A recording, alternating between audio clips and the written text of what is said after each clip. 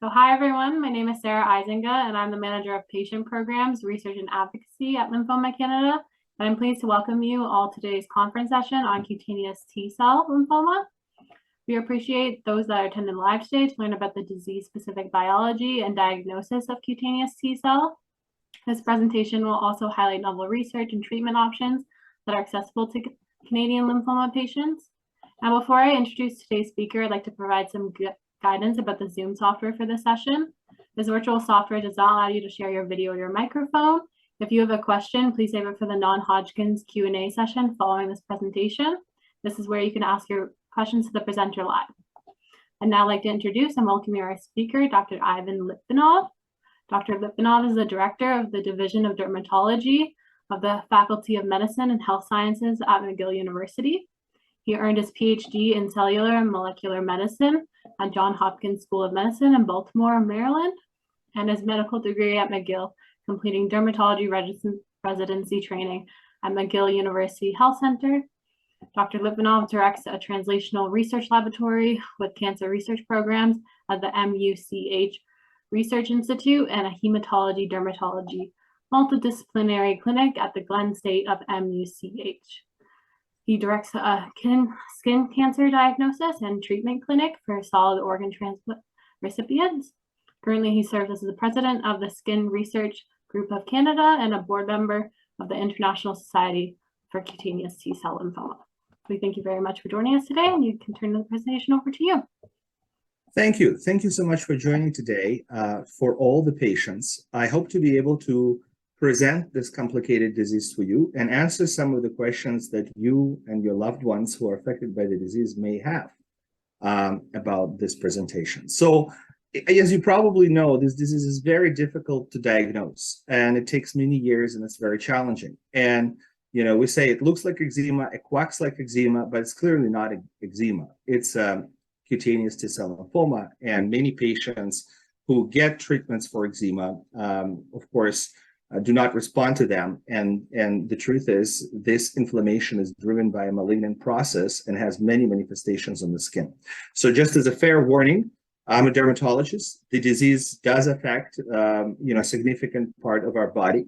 So, and it's very visual. And as you probably know for those who are living with the disease, that it is present, it's visible, it affects our perception of self, the self-conscious. And at times, the disease can ulcerate and produce tumors and plaques, as shown in some of the images here. But let's start from the very beginning and start with a few patient cases. So, here's a challenging case of an elderly 73-year-old male who presents with non-responding plaque like this on the hand, and you can see that it's spread from the dorsal hand to the palm. And then he also has a little bit on the soles.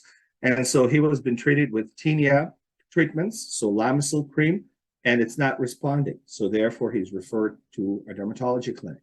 Here's a 71-year-old male who has the scaly rash on palms and soles, on the body. He also has extropion, which is shown here, basically not inability to close the lid due to the inflammation of the disease of the eyelid, lower eyelid. And he's been diagnosed with severe recalcitrant psoriasis and was treated for 4 years duration to no avail. And the physician has started him on some of the biggest guns to treat psoriasis, including cyclosporin, topical therapy, phototherapy. And of course, cyclosporin is an immunosuppressive agent that we should use very carefully.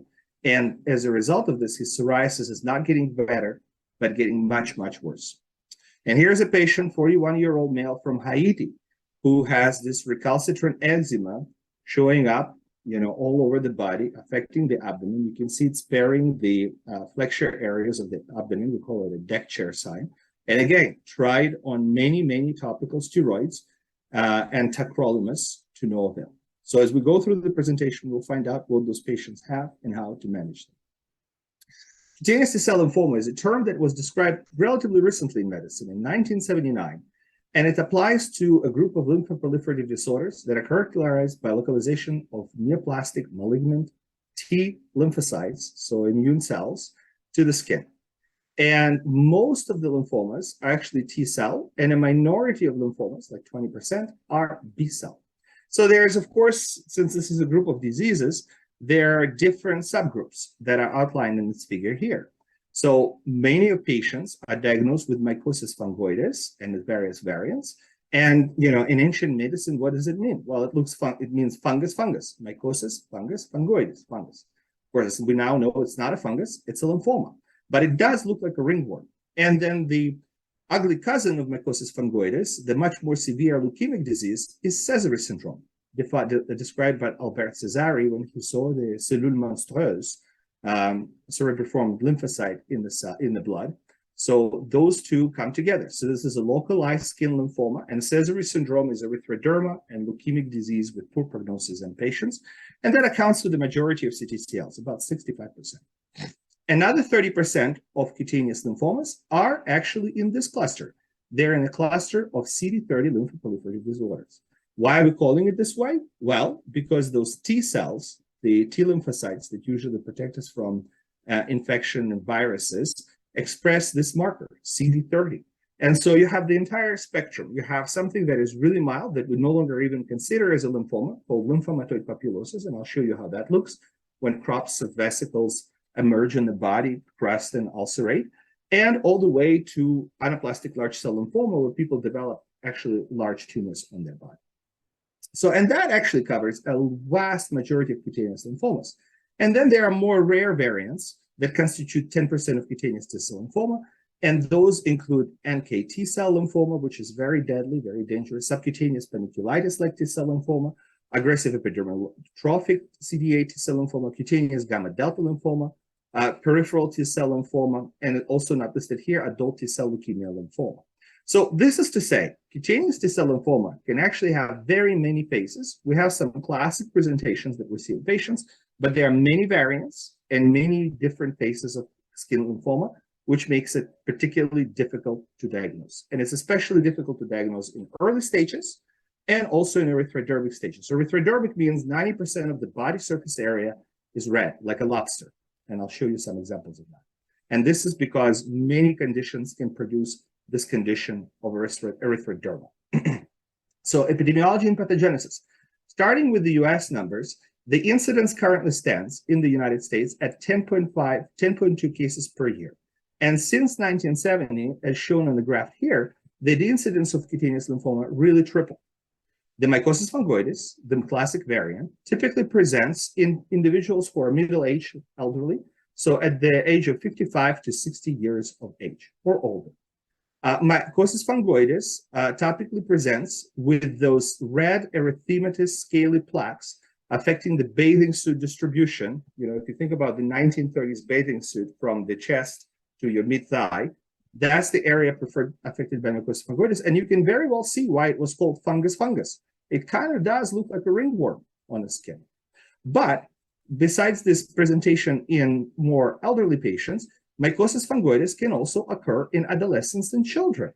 And it usually there presents as a hyperpigmented disease, which is a CD8-driven T cells. So here's an example of a child, and it has not red plaques, but usually hypopigmented, depigmented patches and plaques on the body. And it's usually much milder disease, but the type of cell is slightly different, versus here it's CD4 lymphocytes, here it's CD8 lymphocytes, just the name of the lymphocytes. Overall, males have more frequency of developing this disease with a ratio of 2:1. African Americans or African Canadians have higher risk of presenting with an earlier age and more aggressive disease. And of course, it's still the most important prognostic factor is the stage of the disease at the time of diagnosis. Most patients, 70%, present with early stage 1, but 30% of patients present with tumors, erythroderma, advanced stages. Here's now Canadian data that we have published in Cancer. Our data actually mirror the American data very nicely. We see that the American data shows incidence tripling over the last few years, approaching 10 cases per million per year.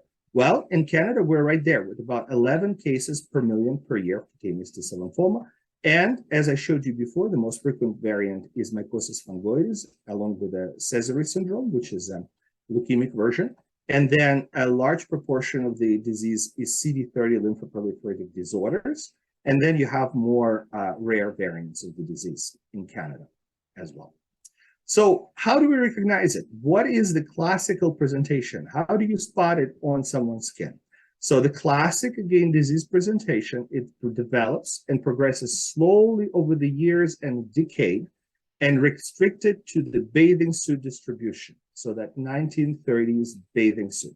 It can have variable presentation, but usually it's erythematous patches and plaque that expand in a circular motion, leaving the skin in the center atrophied. It really looks like a cigarette paper. So here's an example of when people used to roll tobacco into cigarettes themselves. You can see how wrinkled and fine that skin becomes affected by the lymphoma. So that's the classic presentation of the disease. But some patients, unfortunately, with a more aggressive disease, can have more deeper infiltrative plaques, as shown here.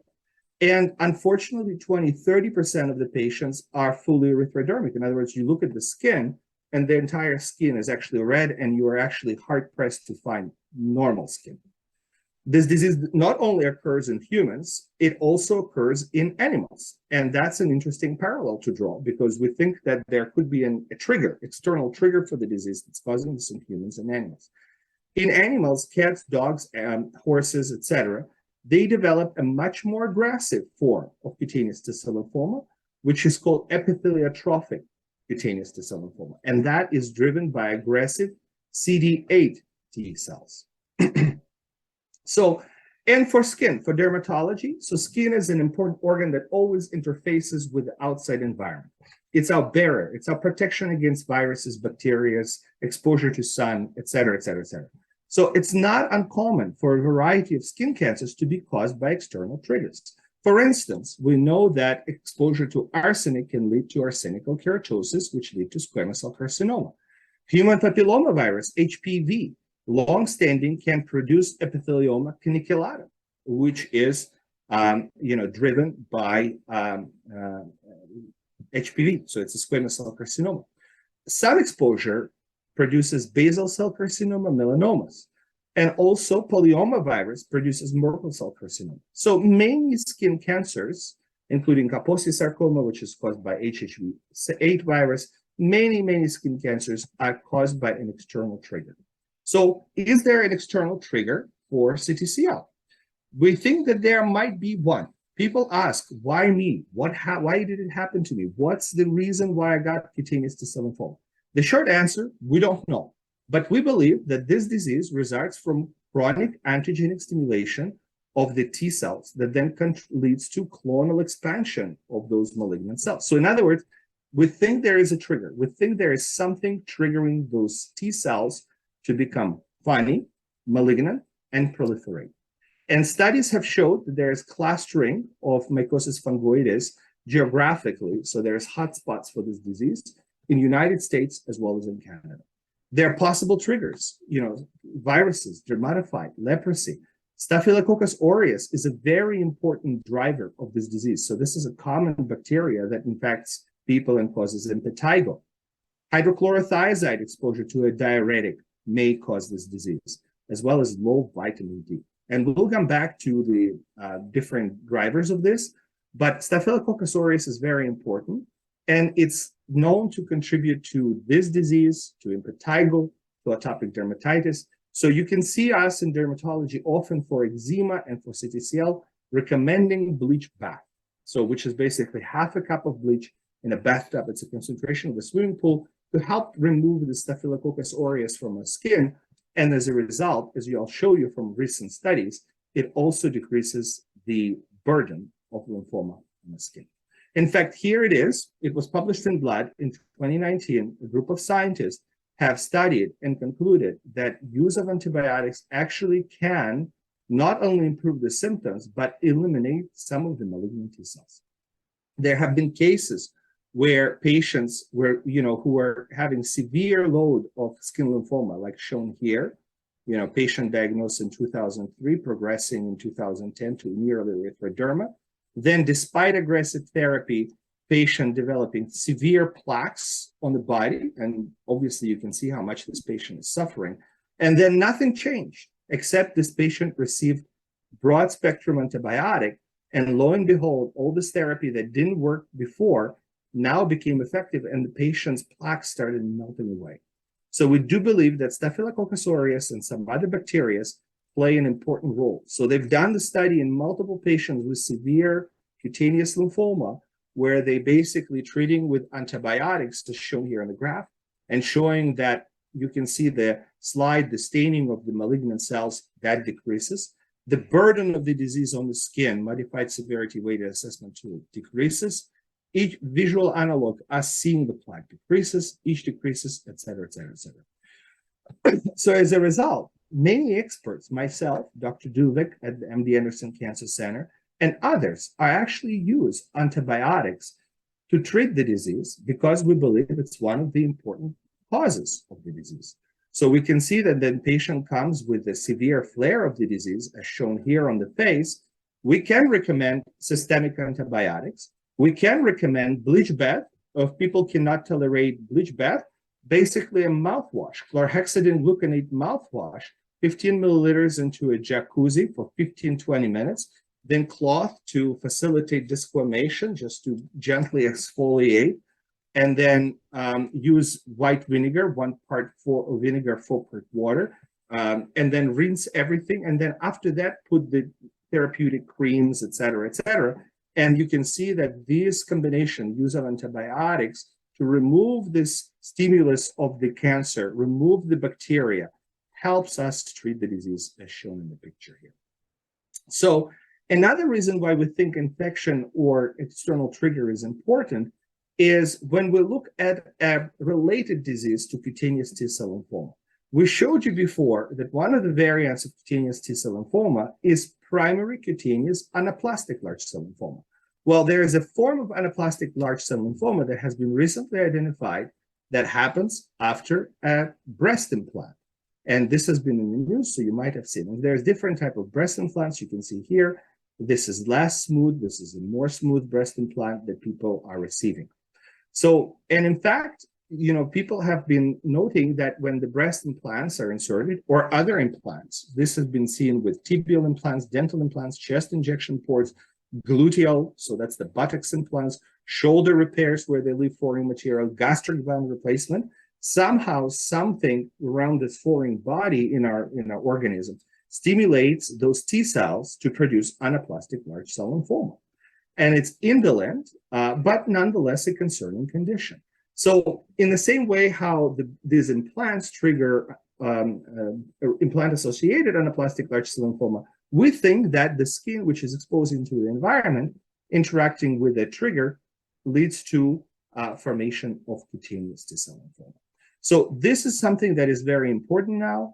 And of course, now any plastic surgeon that is doing procedure and implants has a discussion with patients about the risk of this anaplastic large cell lymphoma. It's still very, very rare, but it is noted that textured prostheses have higher risk of this disease than smooth implant prostheses. One hypothesis is that for textured prostheses, when they put this foreign body in, bacteria, bugs that generally circulate in a body have much higher likelihood to attach than something that is smooth, and they potentially can trigger those T lymphocytes to form lymphoma. Again, adding credence potentially to using antibiotics to help treat this condition. So enough about bacteria, viruses, and antibiotics. I think that topic is now well covered, and hopefully you have good understanding of how those contribute to the disease. Another component is our own immune status. So being immunosuppressed puts us at risk for a variety of lymphomas, including cutaneous T-cell lymphoma. You remember the cyclosporin, the big gut treatment that we give sometimes to psoriasis that I've mentioned. That's a very powerful immunosuppressant. And if patients receive it with cutaneous T-cell lymphoma, it's like pouring oil into a fire. Their lymphoma just takes off because we really need our immune system to keep the lymphoma in check.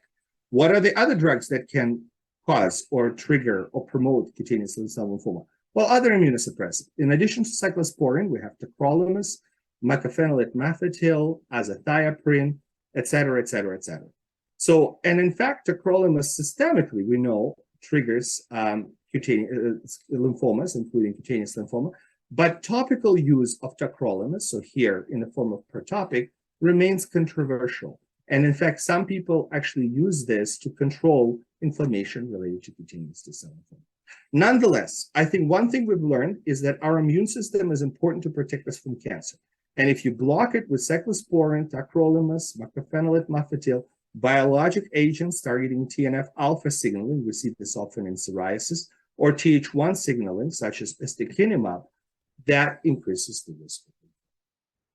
So this is what we know about the pathogenesis of disease. There's some external trigger that causes those T cells to divide and proliferate. Sometimes it could be related to a foreign body. We think that bacteria and certain pathogens may be contributing to driving the disease, and antibiotics help them in check. Certain medications, such as hydrochlorothiazide, can trigger this disease. But overall, it still remains a mystery. We don't fully understand how this disease arises. Nevertheless, once it arises, it's a great mimicker. And actually, you can see that cutaneous lymphoma can look like chronic eczema, can look like psoriasis, can look like pityriasis rubra pilaris or parapsoriasis. As a result, the diagnosis of this disease is often delayed. Patients struggle a lot, have multiple biopsies, and it takes on average 6 years from the first development of symptoms before someone says, aha, you don't have eczema, you don't have psoriasis, you don't have parapsoriasis or PRP, you have cutaneous lymphoma. So diagnosis, how do we do it? Honestly, it's a very difficult process, and there is no single golden rule because you actually need multiple factors to be evaluated in order to make the diagnosis. You need a clinical presentation. You need a histological, so a biopsy looking under the microscope, confirmation. You need to do immunophenotyping. You got to look at those T cells and see how they look. How do they behave? Do they look like T cells that can cause cutaneous lymphoma? And finally, you need clonality. You need to look at those T cells and see, are there, basically different population of cells, or are there the same cell cloning itself, causing lymphoma? So let's start from the very beginning. So because of this complexity, usually we establish the diagnosis in tertiary medical center, university centers. So we need a clinical presentation consistent with mycosis fungoides, biopsy consistent with CTCL, immunophenotyping, gene rearrangement, T cell clonality. So all of those things are important, and they kind of need to come together. Not a single feature of this list is diagnostic of CTCL. You really need a combination of those things. Even clonality is not diagnostic of CTCL because there are various other conditions in dermatology, such as lichen planus, pityriasis lichenoides, lichen sclerosus atrophicus, pigmented purpura, lichens that are clonal but not malignant. So let's start with the clinical presentation. So this is exactly what I've been showing you before. So I think this is the perfect picture of a bathing suit distribution, right? Think of that 1930 bathing suit. That's where cutaneous lymphoma likes to go. These are the areas of the body it likes to affect. So it's usually affecting, from mid-thigh to, the chest area. And the classic disease is this erythematous, scaly patches and plaques that expand, look like ringworm, and they leave as they expand this atrophy, wrinkled, fine, cigarette paper-like skin, as shown here in different pictures. Here are some more pictures of different variants of cutaneous T-cell lymphoma. You can see how, this purpura, flat patches and plaques can be quite difficult to diagnose. Here's a poikilodermatous variant of cutaneous T-cell lymphoma, and it looks as if the skin has been burnt in the sun, or someone has been doing cupping. People do cupping, so causing, blood to extravasate into skin. So poikiloderma vascularis atrophicaans is a poikilodermatous variant of CTCL. And sometimes patients have erythroderma. When they have erythroderma, it's quite advanced disease. So erythroderma, like I've mentioned, means being red like a lobster. 90% of the body surface area is covered with red scaly skin. And in addition to that, patients have palmoplantar keratoderma, thickening of the palms, thickening of the soles. Not uncommonly, because the disease infiltrates in the face and the lower eyelid, these patients develop ectropion, as shown here. So, and then finally, Sézary syndrome, which is an advanced disease, is characterized by a triad of erythroderma, so red skin like this, lymphadenopathy, so inflamed swollen lymph nodes, and then detecting these abnormal cerebriform. So let's see, this looks like the nucleus of the cell lymphocyte looks like a brain.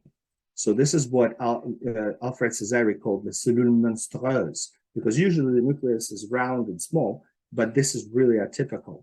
So detecting these cells in the blood, so erythrodermal lymphadenopathy, abnormal cells in the blood. And then, of course, we can do a lot more. We can look at what markers the cells lost, so they are no longer normal. And we can say, these are Sézary cells. And we can then use different criteria to establish whether it's a Sézary disease de novo or something that has evolved from the pre-existing mycosis fungoides. So what's the problem? Why is this such a problem to have this disease and have this effect on the skin? Why, unfortunately, our patients die? Well, they die because skin stops carrying out its functions. You see, our skin is supposed to be a barrier preventing from dangerous bacteria from entering the bloodstream. So this is sort of consistent to chronic skin failure. So in other words, your skin becomes permeable to all those pathogens. And so then, unfortunately, patients have sepsis and, basically death, unfortunately. And so again, I want to emphasize that keeping our skin healthy for CTCL patients, having bleach bath, having antibiotics, removing the Staphylococcus aureus and other infections becomes a very important part of managing this disease. I'm not going to dive into the molecular aspects, but I want you to appreciate the hard work that the doctors are doing in order to establish the diagnosis of this condition. Like we've said, we've looked at the presentation of the disease. So it needs to look like cutaneous T-cell lymphoma. And I showed you many images of how it can present. Then you do a biopsy. And you do a biopsy and you look under it and you stain CD4 and CD8 T cells and try to figure out what you're seeing. And so classically, the malignant cells surround a cell called Langerhans cells, which sit in the epidermis, and you see feature, which is classic for mycosis fungoides, patria microabscesses, as shown here. There's leukospongiosis, fibrosis. So this is just to show that it's quite complex and it requires quite a bit of time on pathologists to look for classic features of this disease on microscopy. Then we take a deeper dive. When we look at those cells, we take a look at those cells, we do more of this staining with different markers. Here's the staining for CD4, but we stain for CD2, CD5, CD7, CD8, trying to figure out, are they normal or abnormal? If they start to lose their canonical markers, so it's sort of like, imagine a human is supposed to have a head, ears, etc., eyes, nose. So if a human suddenly, a population of humans have no ears and no nose, well, they are not normal, right? You would say, gosh, those people look like aliens. The same thing happens with those malignant T cells. If they start losing their canonical markers, such as CD2, CD5, CD7, this is not normal. This is more consistent with how cancer behaves. And then finally, for diagnosis of Sézary syndrome, on top of the analysis of the skin, we go ahead and we take blood samples and we look at them under the microscope and we look and we find those really abnormal looking cells with cerebriform brain-like nuclei. And we do additional staining and analysis in the blood to document a disease of the blood. So very complex analysis up to now of looking clinically at the disease, how it presents in patients, taking a biopsy, looking at it in the microscope, analyzing T cells based on the markers that express, analyzing blood on the type of T cells and blood cells that are flowing in the blood, and finally getting even further down at the level of the DNA and sequencing the DNA and looking for clonality. So usually a population of T cells will have each one different receptor, which is targeted to recognize different bacteria. But if the population of cells have the same receptor, T cell receptor, the clonality, that's not normal. That means that they're malignant. And of course, sometimes it's very subtle because you have mixture of malignant cells together with reactive cells that are trying to combat this lymphoma. And it's very tricky to find this malignant clone. So you can see that patients that have patch disease, early disease, they have only 50% chance of catching this clone on the first try. If you have a plaque, you have higher chance, and if you have tumor, we have very good chance of finding this clone. So basically, it means that you may need to have multiple biopsy, multiple analysis over a period of time before we can clinch the diagnosis. And of course, the tests are not fully sensitive. There are new techniques that are evolving that enable us to better detect this clone. But essentially, what we see that people who have a dominant clone that is overtaking their T cell population don't do as well as people who have more heterogeneity, have more different type of T cells sitting in the plaque. And that will be important. So after we've done this, went through this process, we understand now some of the factors that cause lymphoma, skin lymphoma. We now sort of get an idea of how complex the diagnosis is and why there is such a delay in telling someone that their symptoms are actually skin lymphoma. Now let's talk about prognosis. In other words, you have your disease. How are you going to do with this disease? Are you going to do well, or you unfortunately may succumb from the disease? Well, we'll look at the different factors. We'll look at the clinical stage. So in other words, is the disease early or is the disease advanced? Male sex, unfortunately, males don't do as well. Advanced age, our resilience drops, our ability to find lymphoma drops. Elevated LDH, presence of large cell transformation, follicular trophism, which is the aggressivity of those cells being able to invade hair follicles. And then also clonal population, a dominant clone overtaking more than a quarter of all T cell population. Detecting the same clone in different sites of the body. So the same clones causing the plaques on the skin, the disease in the blood, and come back over and over again. And high expression of TOX, which is a gene, anchor gene, that is known to contribute to the aggressiveness of these T cells. All those factors contribute to poor prognosis of the disease. So if people don't have that, they have a younger age, they're female, they have low LDH or no LDH elevation, no large cells, early stage disease, we're hardly finding a clone, then they're going to do really, really well. And then on the flip side, if someone is erythrodermic or have tumors, they're male, they're elderly, LDH is already through the roof. When we look at the cells, you can see the cells are large, so this is large cells compared to these cells that are small cells. They're follicular trophism, the cells are aggressive, they're infiltrating and destroying hair follicles and sweat glands. There's a dominant clone that is really taking over the immune system, high expression of TOX. You can see that this patient probably will not do very well. So, we have diagnostic criteria, we have prognostic criteria, and we have staging. So, Staging is actually very straightforward. So we have skin, lymph node, and blood stages. In the skin, it's very easy. The first stage, stage 1A, is body surface less than 10%. What is 10%? Well, 1% is the size of your palm. So 10 palms, essentially. If it's less than 10%, it's stage A1, it's very early. If it's more than 10% of the body surface area, it's stage 1B. The moment people produce tumors, it's stage 2B. Erythroderma, stage 3. And then the moment we have lymph nodes involvement with architectural effacement, so in other words, the T cells are going in and they're destroying the lymph node from the inside, or the moment the cells are involved in blood, so it becomes leukemic disease, we call it stage 4.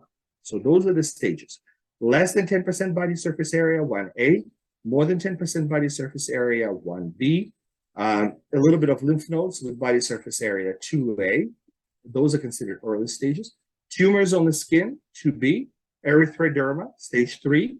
And involvement of the blood or effacement of architectural lymph nodes is stage 4. So let's go back to what happens with our patients. So this 73-year-old male with a fungal rash eventually ended up having a biopsy, which showed an ulcer, and then documented Portrea microabscesses that were here CD4 T cells, and they were abnormal, they were clonal. And so that was consistent with palmoplantar mycosis fungoides.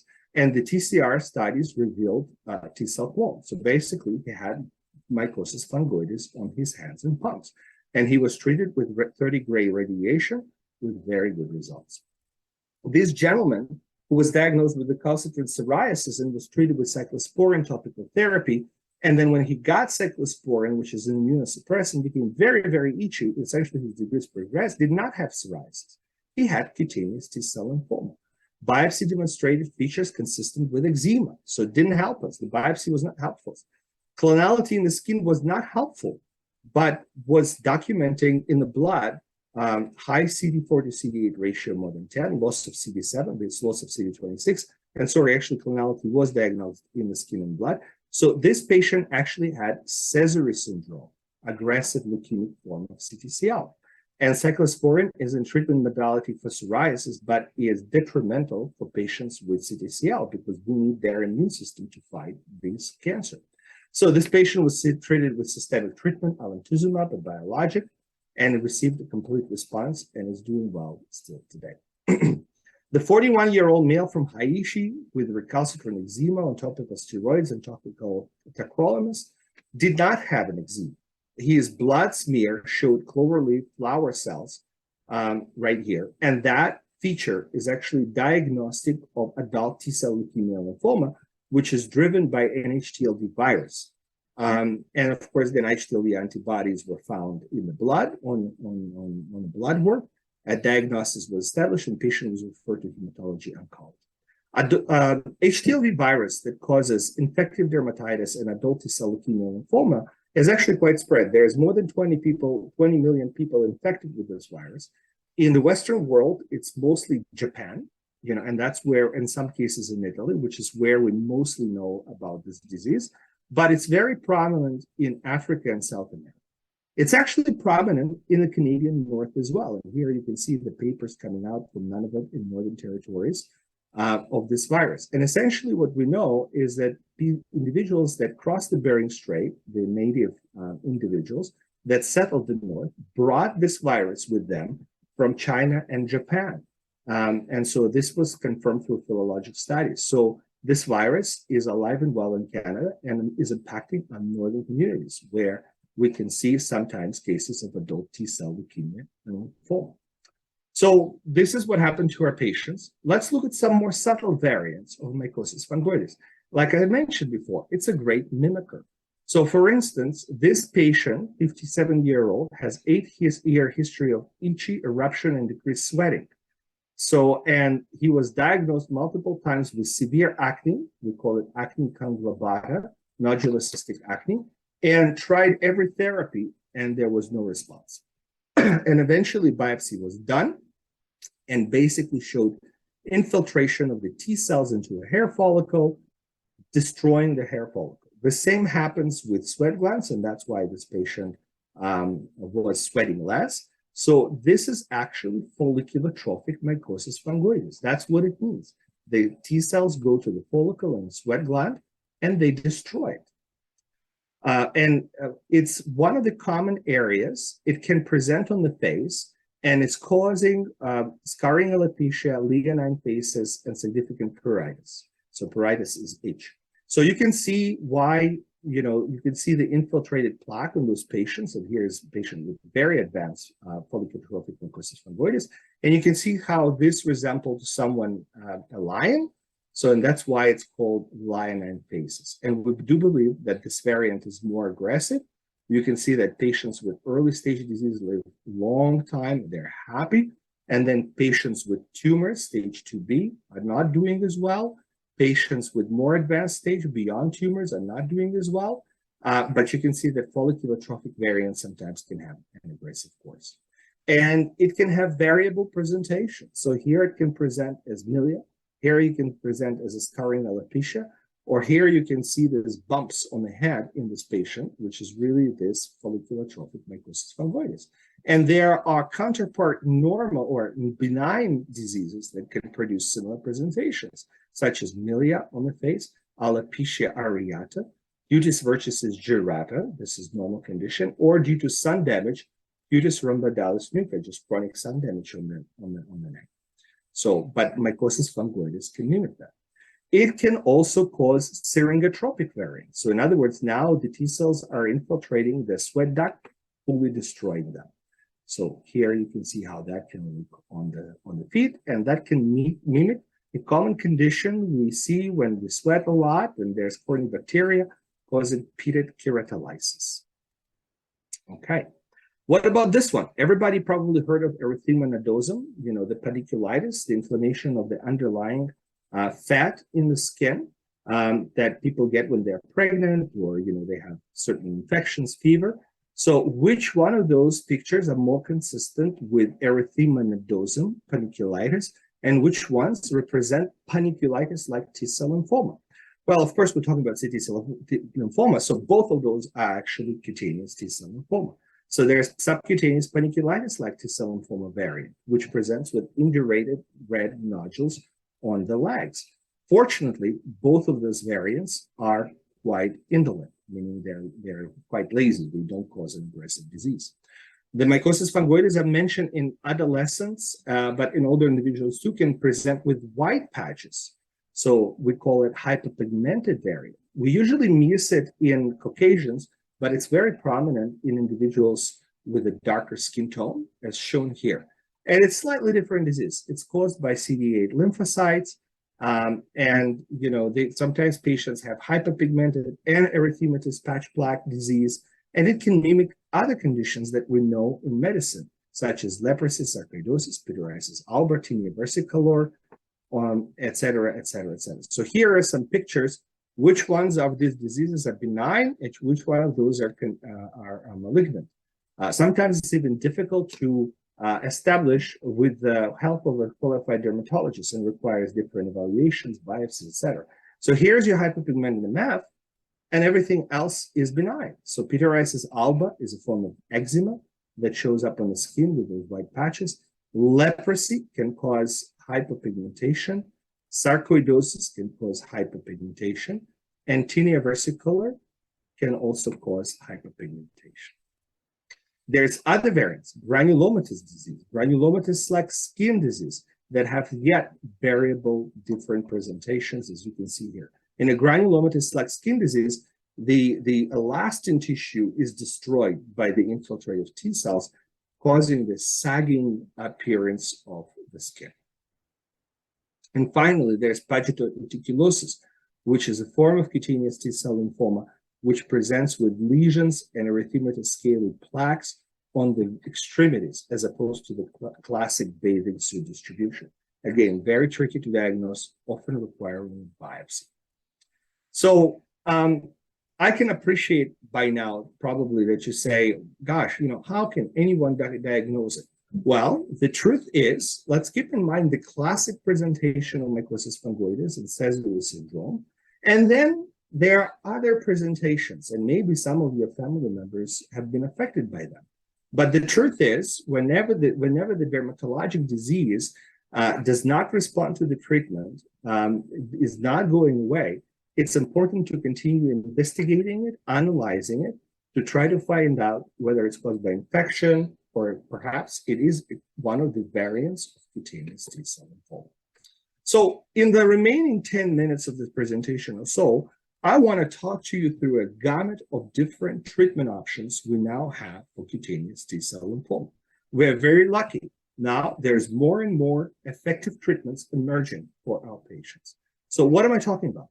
Many times we start treating our disease with early stage 1, so 10%, or stage 1B, more than 10% of body surface area, with topical skin-directed treatments. What are they? Topical corticosteroids, tazarotene gel, bixarotene gel, phototherapy, narrowband UVB, and other topicals, nitrogen mastered, ultraviolet B light, and imiquimod, which are basically your immune agent stimulation. So you have all the screens: steroid, tazarotene gel, which is a retinoid, bixarotene gel, which is a retinoid, nitrogen mastered, imiquimod, psoralen UVA, ultraviolet B treatment. As we go towards more systemic disease, then we have to consider more systemic and other treatment modalities. What are they? So we can use extracorporeal photopheresis together with interferon, with the retinoid or bixarotene as shown here. Sometimes we employ radiation. Sometimes we use allotretinoin and isotretinoin. Sometimes we try to clear the patient as much as possible and take them through a stem cell transplant. We have targeted agents, brentuximab vedotin targeting TCD30 cells, as well as methotrexate and HDAC inhibitor, histone deacetylase inhibitor.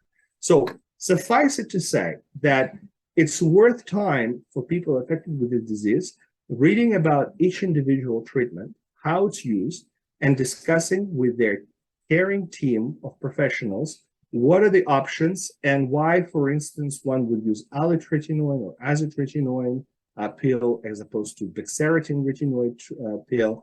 When should one use extracorporeal photopheresis, et cetera, et cetera. So it really takes a discussion with their treating team. If you want to learn more, there has been recently a paper published by European EORTC Consortium recommending the treatment of CTCL 2017, and it's still quite current. So let's walk through a few classical scenarios. And this is very realistic. Patients like this walk into my clinic all the time, and you can see how we use all these combination treatments to achieve result. So a 64-year-old gentleman on hydrochlorothiazide and metoprolol, and he has 5-year history of those pruritic plaques and patches on the buttocks, which is a classic area of mycosis fungoides. A biopsy is done, and mycosis fungoides is diagnosed. What should we do? It's a very localized disease, and it's really causing the symptoms of itch. We can consider, first of all, stopping hydrochlorothiazide. It's one of the triggers of cutaneous T-cell lymphoma, so do no harm. And then we can just try to treat this plaque with topical steroids or phototherapy. Phototherapy does not have to be administered in the center. Anybody in Canada can buy a handheld narrowband UVB lamp for about $300 and do phototherapy at home, just with a lamp. And certainly for a localized area like this, handheld lamp would do very, very well. So topical steroids, stop hydrochlorothiazide, consider narrowband UVB if a patient can buy a $300 lamp for themselves. Other treatment options could include nitrogen mustard, imiquimod for smaller lesion, tazarotene retinoid gel. We talked about phototherapy or heliotherapy. And also solitary plaque like this could be treated with radiotherapy, electron beam radiotherapy. And we often, try to focus on which way we're going. Are we going to immunomodulate, in which case we will go with imiquimod and retinoids before we immunosuppress with topical steroids? So we discuss with patients those options. We say, okay, we can try to use this approach, and if that doesn't go well, we'll switch to another approach. But there's all these treatment options that are available to you. So now that this is a bit more complex, a little bit large, greater stage. So it's a 65-year-old male with 6 months history of generalized patches and plaques on the body, covering about 30% of body surface area. So this is stage 1B. So at this point, disease is a bit more significant. So we need to do more workup.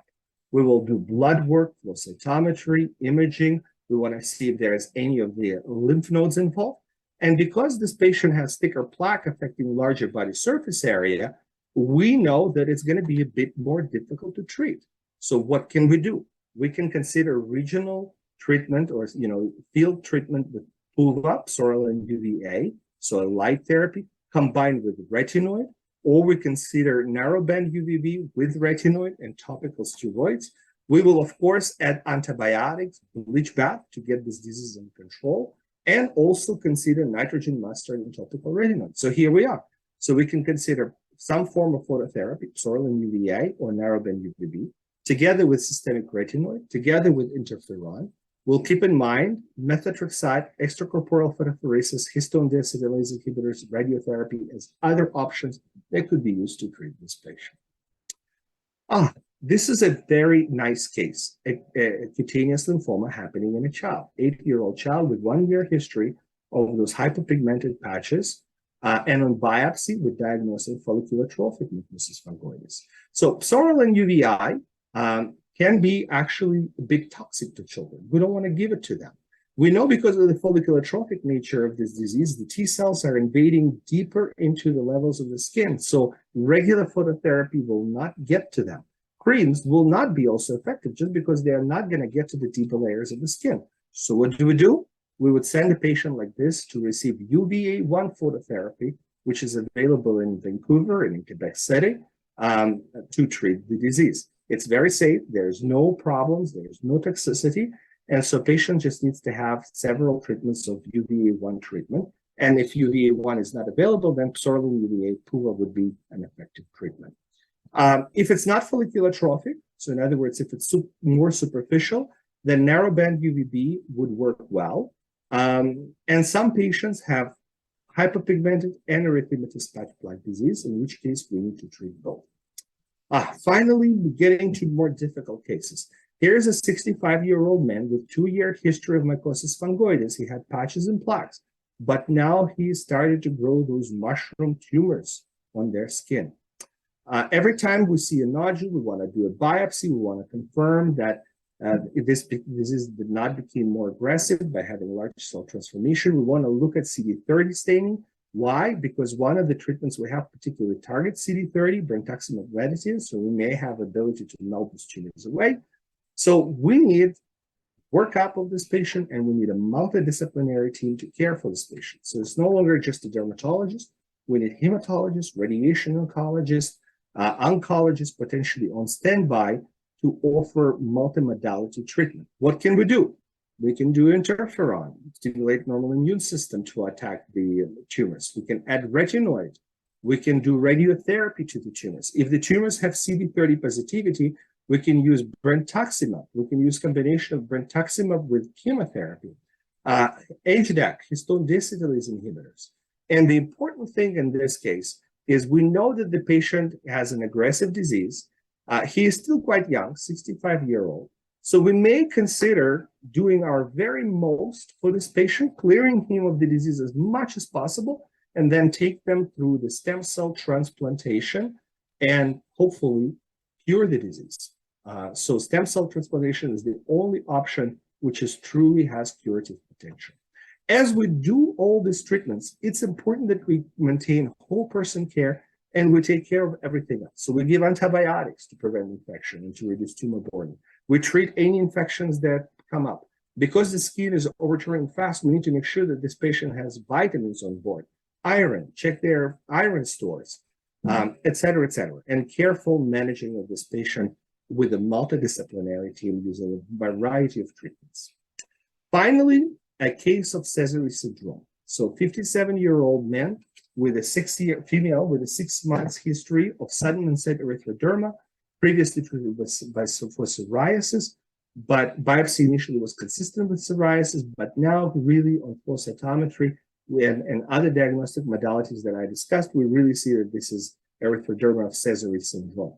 So again, this patient requires multidisciplinary team, very careful evaluation of the blood, lymph nodes, imaging, to better understand where the disease is, what's affecting, and what are the treatments that would work. You need to maintain skin health, maintain it as a barrier, treat any infection, request to do bleach bath, check iron stores, ferritin, and provide general support to the patient. You've got to moisturize the skin, eliminate itch, and support patient because obviously they're losing a lot of fluid and they're usually shivering, they're cold.